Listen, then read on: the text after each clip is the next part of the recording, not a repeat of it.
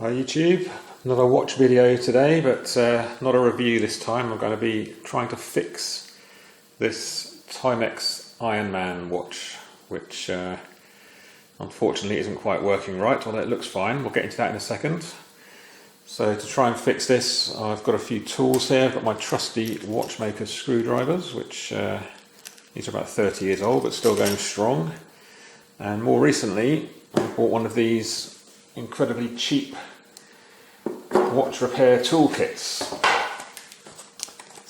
off the internet. So we'll have a look at this as well, various parts of this, but I think I paid about £15 for this, which is quite amazing really. I'm sure it's not the best quality stuff, but it seems pretty good to me, certainly for that price. So let's get started. So here's the problem watch. I've had this for a couple of years. It's a perfectly basic running watch that I bought just to wear for when I go out running occasionally. So it's nothing fancy, it's just got basic stopwatch and timer functions. It is meant to be waterproof. I had one of these years ago, the Ironman brand, and it was fine, but this one I just had a couple of years. And although it's running perfectly well internally, as you can see, none of the buttons work anymore. This button here just moves a fraction, but it doesn't really feel like it's pressing properly. This one kind of moves more, but doesn't do anything. So the first thing I need to do is get the strap off, because it's quite a strap doesn't really get out of the way very easily, and then get the back off. So let's see if I can do that. I'm going to use one of my little tools here, which I think this particular tool here is probably meant for trying to get the little springy things out of the strap. You may notice I'm not an expert on watches in any way. I don't know what any of these things are meant to be called. But this one looks like it should be useful for perhaps getting this spring-loaded gadget retracted so that the strap can come off.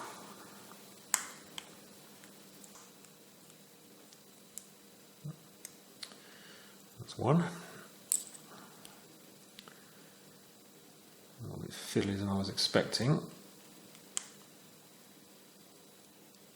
Oh, that's the other one. That's come off quite easily. So yeah, that works quite well.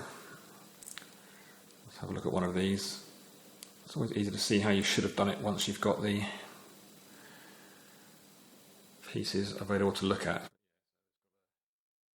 This tool can catch onto the little raised section there to retract it. So that's good. Strap off. So now let's have a look. I'm going to use my little bit of pink fabric that comes with the set here, just to put the watch on that. Now the watch tool set does come with some small screwdrivers, but they're all flat type, so I'm going to use my trusty old screwdrivers. These have got a small crosshead screwdriver in here. This should do for these screws.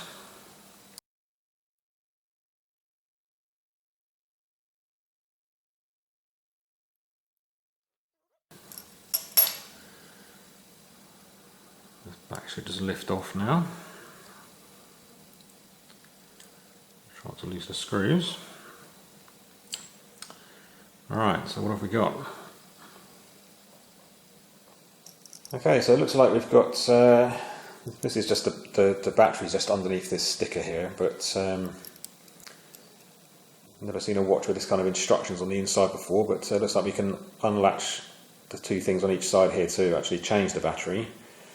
And then we've got to short out these two pads here to reset it after the watch battery has been replaced. So I'm not sure why that should be necessary, but at least the sticker there explains what to do.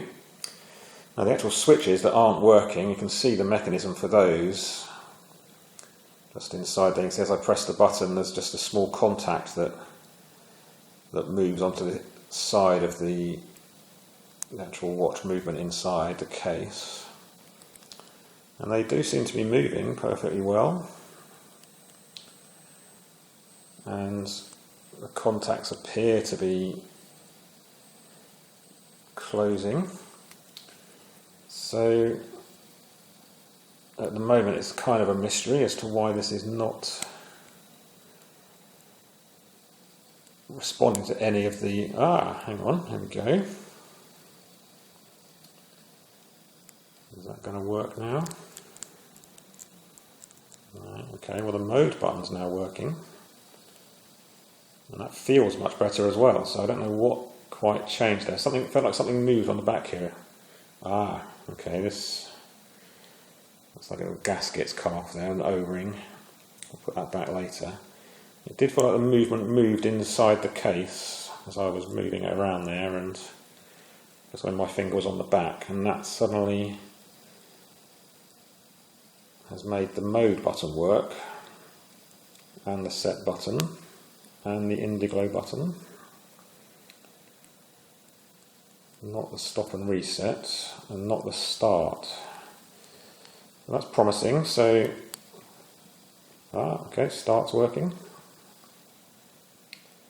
Now the lap button, it was like it's pressing lots and lots of laps all the time. That's as if it thinks I'm still pressing the split button on the front, which I'm not. Okay, so there's some progress. Let's have a look inside and see what else we can find out. Alright, so I think the next thing to try is to actually get the whole movement out of the inside of the case and have a look and see if we can clean up the buttons, particularly the button that's on the front of the case, which I can't get to through the side obviously. So I'd expect this whole movement just to lift out of the case now, so let's see if we can do that.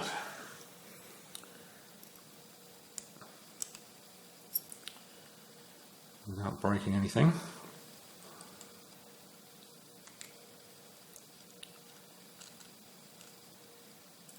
Okay. Alright, that's out. It does look like the lap button on the front there is so the contacts possibly got squashed down there and is making contact all the time. I don't know if you can see that.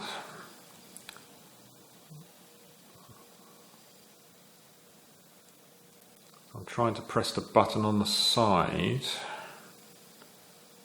This would be the stop button.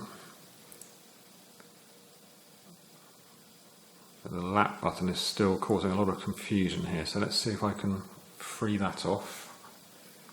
Need a very fine screwdriver just to pry that up a little bit.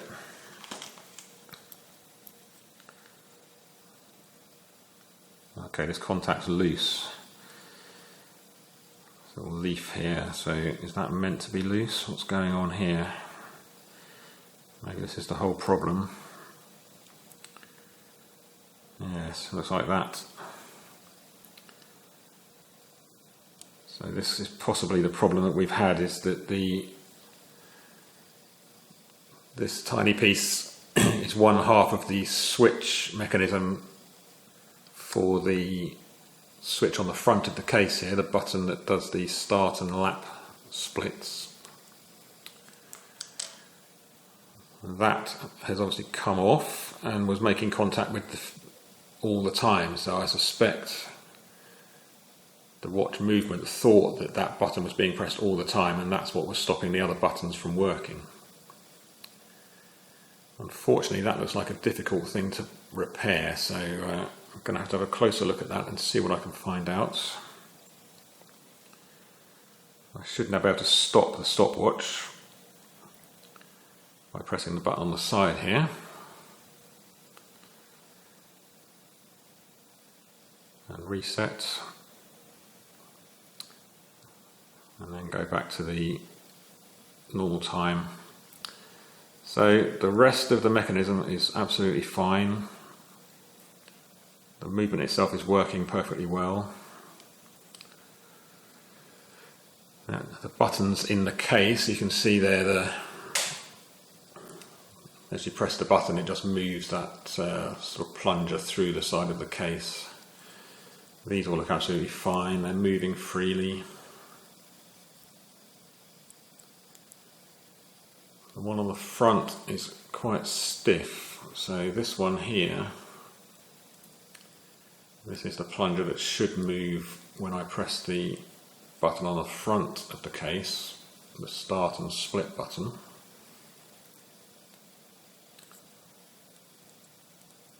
And that's kind of pressed down but isn't springing back. The other ones spring back. So yeah, it seems like something's gone wrong with this button on the front here, and that's led to the subsequent problem with the mechanism itself, possibly. Right, let's take a closer look.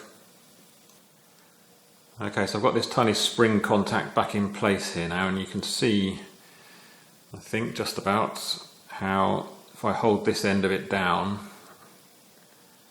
the contact is up in the air there, so it's not making electrical contact. That's the switch is open, and then what should happen is the switch on the front of the case presses that down and makes contact to let the watch know that someone's pressing the button. But at the moment, as far as I can tell, this is meant to be soldered. So the very back edge of the gold contact here is meant to be soldered onto the circuit board, and that's obviously failed, that joint. I really don't think I can get in there and fix that I do have a soldering iron with a fairly fine tip, but never tried to solder anything this tiny. So that would be the correct way to fix it, I think. The other option is this end of the contact. If I take this out again, you can see how this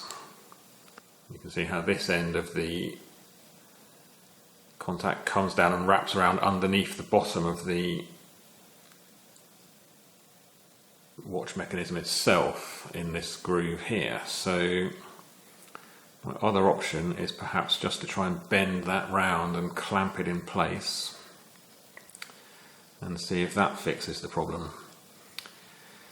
Looks like I could disassemble this watch movement further by undoing these clips, and looks like there's at least 3 layers in this sandwich here that would then come apart. So there's the top plastic piece with the LCD, the circuit board in the middle, and then another plastic piece underneath.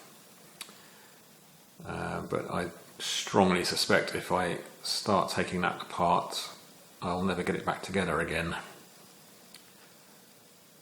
although it is tempting. So I'm just hoping if I can hold the top of that in place with the tweezers, and then just use the other end of the tweezers to bend this over. Looks like it may even be intended to go underneath in the gap there.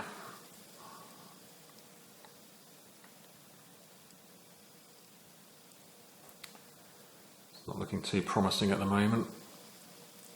It's not particularly bendy metal.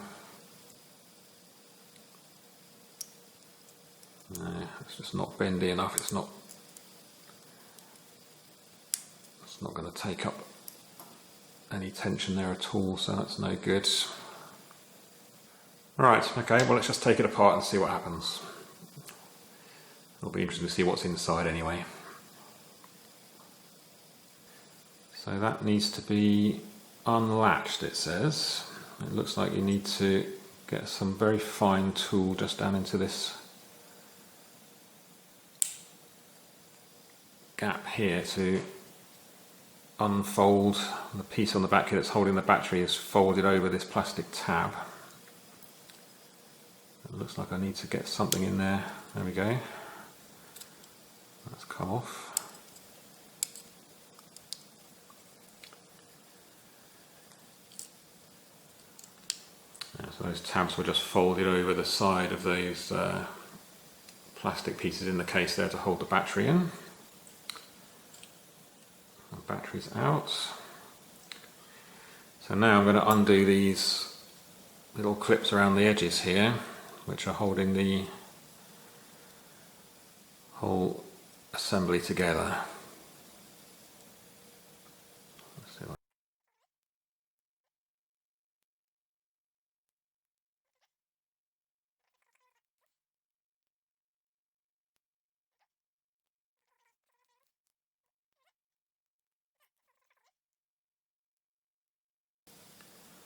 This one's re-clipped itself, as they do.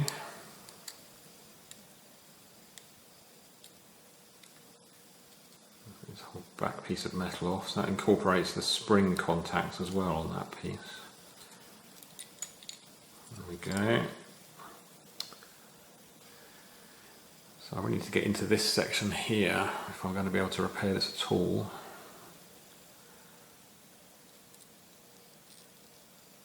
Okay, so it will come off. This may disconnect the LCD in a way that isn't reversible, but let's find out. It's still held on by these stakes. That one just pulled off, so this one should just pull off as well. Not much to see there, as you'd probably expect. Just got a blob in the centre there with all the brains of the device. Very few passive components. But I'm not Big Clive, I'm not going to try and tell you what they all do because I don't know.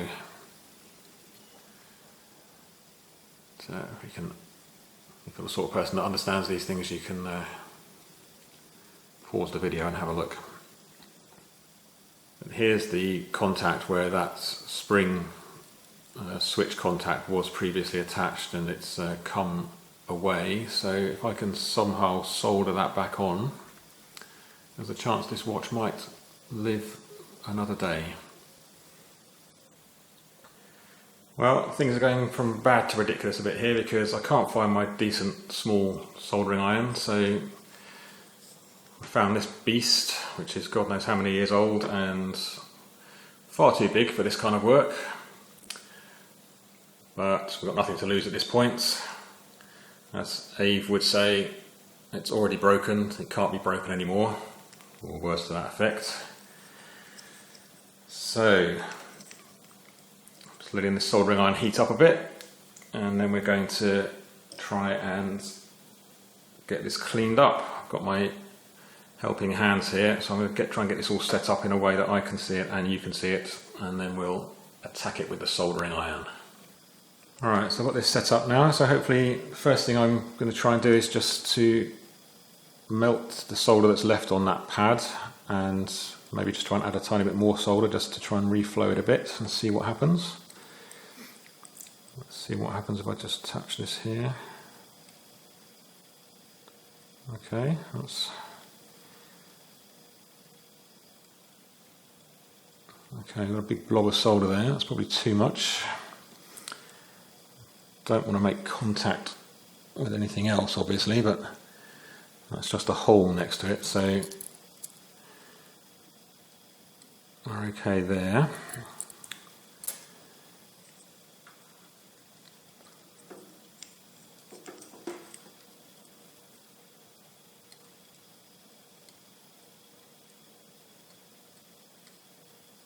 Okay, that's much better.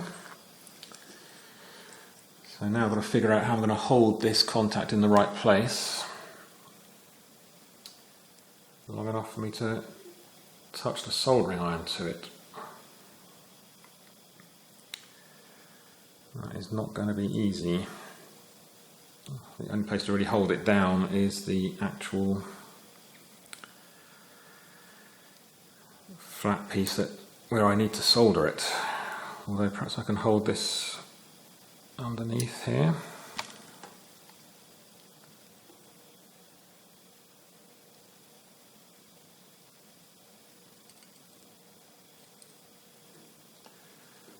Okay, so this needs to go right about here.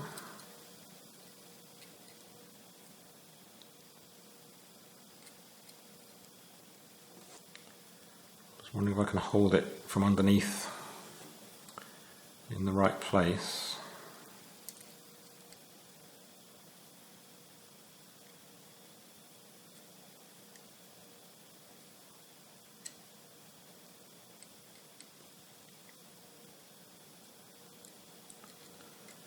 Okay, well that's attached. Let's have a closer look. So it's nice and flat there on this side. And the contact is clear of the pad, so that's currently, the switch is open. The button just needs to be able to press this down to make contact when the button on the front of the case is pressed. So that actually doesn't look too bad at the moment, that might work. Let's put it back together and see what happens. Okay, so reassembly is the reverse of disassembly. So the first step is just to press these two together, which correspond to those holes. So just got to snap that back together. That presses on quite nicely.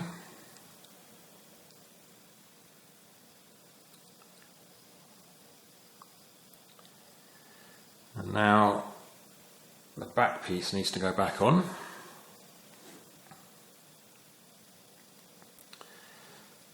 Which way round did these go? So I think that goes there, that's the battery contact, large battery contact at the top. And that all lines up nicely. So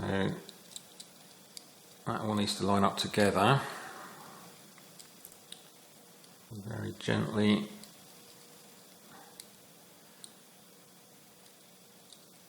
try not to bend anything. So each of these little metal springy parts needs to be encouraged to go over its respective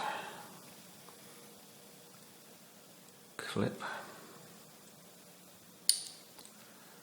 Make sure nothing's getting bent out in the wrong way.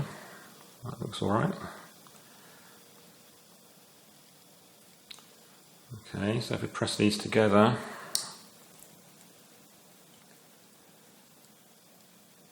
just want those two, oh, there you go, that all felt good, something all came together there. And they're all clipped on nicely. The repaired contact is still in place. That feels secure. Excellent. Right, so battery back in. I remember reading years ago that you're not supposed to touch these batteries because the oil from your skin can cause the electrodes to corrode. I don't really know if that's true. But... Alright, now this looks like it needs to go one particular way round. I think it must go that way. It's not symmetrical. This battery doesn't want to stay in without this clip, so to get this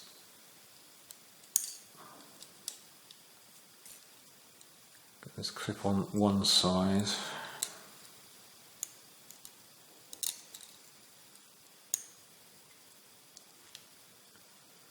Like that. And then this side should just press in.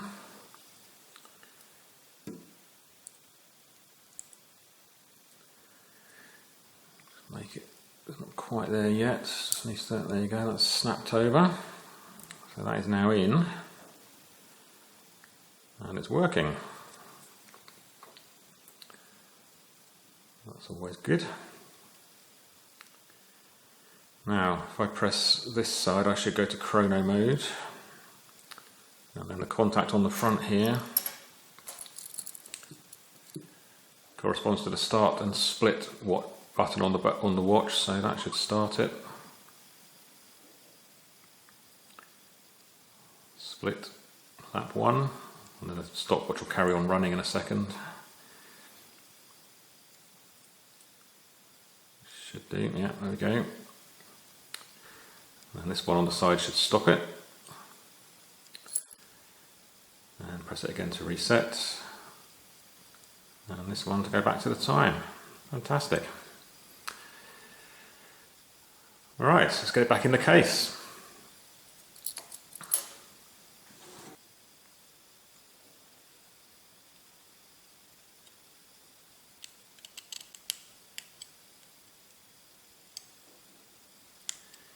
Press that gently back in. Feels happy.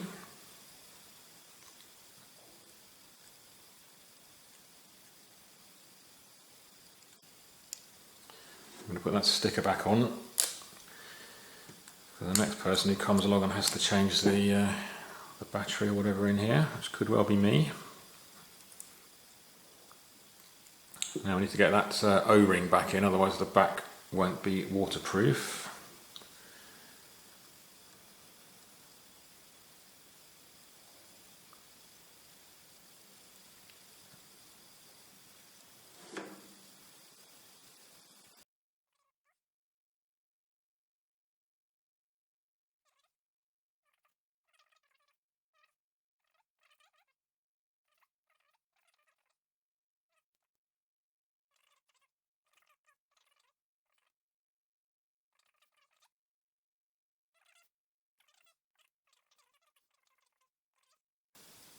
So I didn't take note of which way around this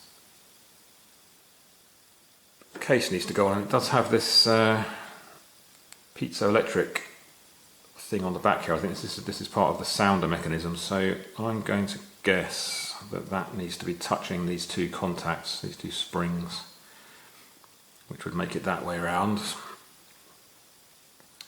But perhaps I should review the video I shot earlier just to check. Let me do that.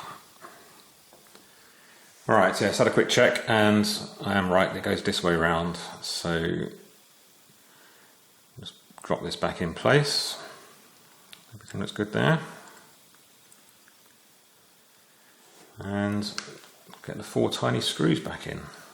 Okay, so I've got 4 little screws. Let's get one in this side first.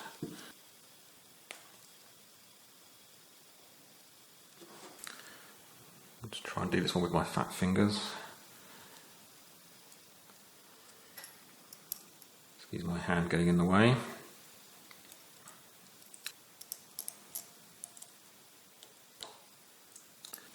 So, yeah, chrono, timer, alarm, time, start, sounder works,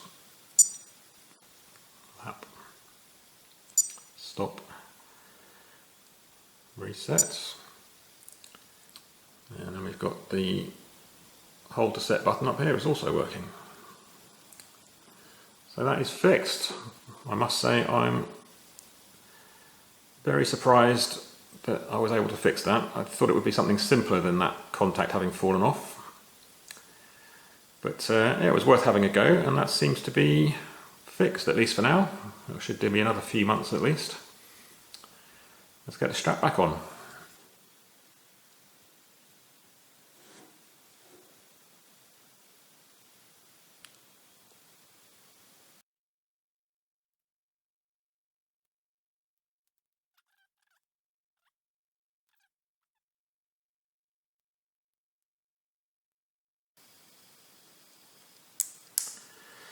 This is going to be harder than it looks, isn't it?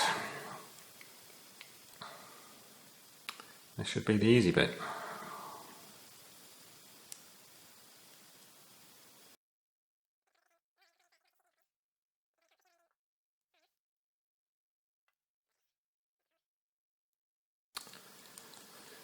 It's always the trouble, you can't see the hole in the dark and you just end up shoving it wherever you think feels right. You can get yourself into all sorts of problems.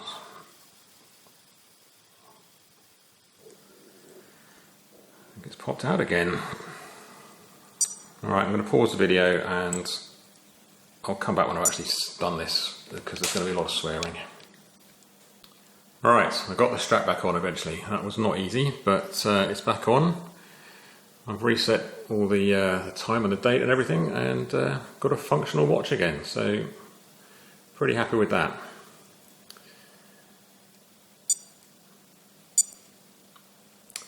I have to say this button on the front still doesn't quite feel right, so I think there's possibly something not quite right with that button that maybe led to the failure inside, or vice versa. But anyway, at least the watch works now. And yeah, these tools were very useful actually. I've obviously only used one or two of them, a couple of little picks and the tweezers and so on, but it seems a nice set of tools. I'll put a link to the description in the description where you can find something similar. There's lots of kits like this, very cheap. I don't know how they make them so cheap, but we might as well take advantage as consumers.